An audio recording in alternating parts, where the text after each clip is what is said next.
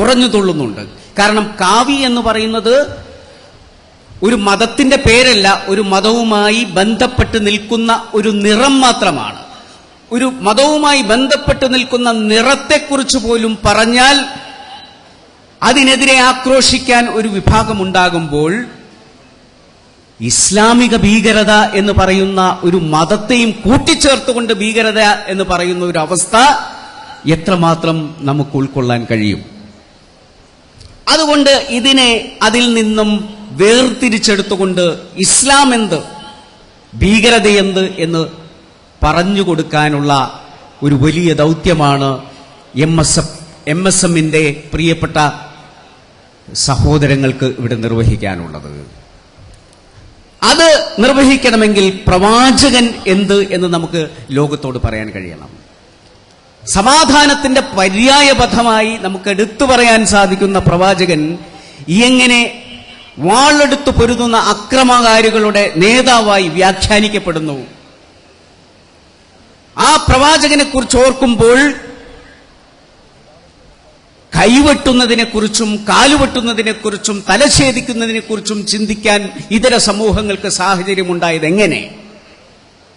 പ്രവാചകൻ ലോകത്തോട് പറഞ്ഞിരിക്കുന്ന കാര്യങ്ങളെടുത്ത് പരിശോധിക്കുമ്പോൾ നമുക്ക് ബോധ്യമാകുന്ന ഒരു കാര്യം, വെട്ടിമുറിക്കാനല്ല പ്രവാചകൻ പഠിപ്പിച്ചിട്ടുള്ളത്, തുന്നിച്ചേർക്കാനാണ്. എന്നും സമൂഹത്തിന്റെ ഐക്യത്തെക്കുറിച്ച്, ഇതര സമൂഹത്തോടുള്ള നിഷ്പക്ഷമായ നിലപാടുകളെക്കുറിച്ച്, അതുപോലെ തന്നെ മറ്റു സമൂഹങ്ങളോട് നമ്മൾ എങ്ങനെ പെരുമാറണം, അവർക്ക് അവരുടെ മതം, നമുക്ക് നമ്മുടെ മതം. പരിശുദ്ധ ഖുർആനിൽ പോലും ശക്തമായി പറഞ്ഞിരിക്കുന്നു, നിങ്ങളിൽ ഒരു വിഭാഗത്തെ പ്രതിരോധിക്കാൻ ഇല്ലായിരുന്നുവെങ്കിൽ പള്ളികൾ, അള്ളാഹുവിനെ ആരാധിക്കുന്ന പള്ളികൾ തകർക്കപ്പെടുമായിരുന്നു. അതിന്റെ കൂട്ടത്തിൽ പറയുന്നു സിനഗോഗുകൾ തകർക്കപ്പെടുമായിരുന്നു, ക്ഷേത്രങ്ങൾ അല്ലെങ്കിൽ ചർച്ചുകൾ തകർക്കപ്പെടുമായിരുന്നു. അപ്പോൾ പരമപ്രധാനമായി നമ്മൾ ആലോചിക്കേണ്ട കാര്യം, പ്രവാചകന്റെ ഇതര മതസമൂഹങ്ങളോട് വർത്തിച്ച് അവരെ ഇസ്ലാമിലേക്ക് ക്ഷണിച്ചതിന് ചില രീതികളും മര്യാദകളും ഉണ്ടായിരുന്നു എന്നുള്ളതാണ്. അതുകൊണ്ടാണ് ഖുർആൻ ഇടയ്ക്കിടയ്ക്ക് പ്രവാചകനോട് ചോദിച്ചിട്ടുള്ളത്, നീ അതിക്രമം കാണിക്കാതെ, നീ അവരിൽ നിന്റെ ആധിപത്യം കാണിക്കാതെ ഇരുന്നത് എത്ര നന്നായി എന്ന് ചോദിക്കാനുള്ള കാര്യം അതാണ്.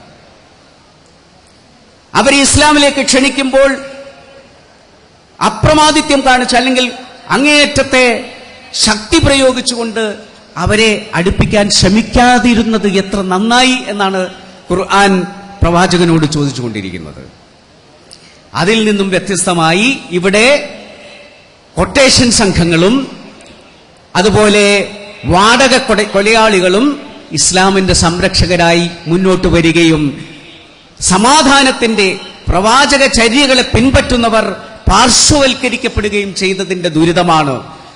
ഇത്രയും വലിയൊരു സമൂഹം അത് ഉറക്കെ പറയാൻ വേണ്ടി ഇവിടെ ഉണ്ട് എന്നുള്ളത് MSMന്റെ ശക്തിയായി ഞാൻ കാണുന്നു. ഇത് വലിയൊരു ആത്മവിശ്വാസം നമ്മുടെ സമൂഹത്തിനുണ്ടാക്കും.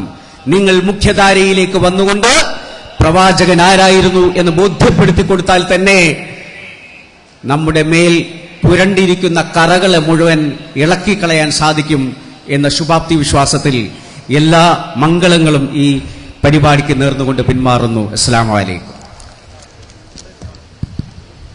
സമ്മേളനത്തെ അഭിമുഖീകരിച്ച ബഹുമാനരായ ഡോക്ടർ MK മുനീർ സാഹിബിന് MSMന്റെ കൃതജ്ഞത രേഖപ്പെടുത്തി.